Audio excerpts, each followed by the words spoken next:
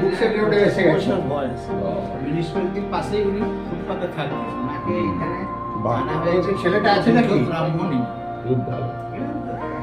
দিয়ে দিন একজন এখানে। তো ওকে বলুন না একটু আমি আসছি, আমাদের বৃদ্ধাশ্রমে আমরা আছি। আসো আসো দিয়ে দাও। ঠিক ঠিক ঠিক। আমরা তো আসি, সেই ডাক্তারবাবু এসেছিল না, মুড়ি টুড়ি দিয়ে গেছিল, আমি খুঁজে দিয়ে গেছিলাম, এটাই আমার দাদা ডাক্তার। কম্বল দিতে এসছে। এনাকে দিয়েছিলাম তো আমরা। হ্যাঁ দিন। নমস্কার।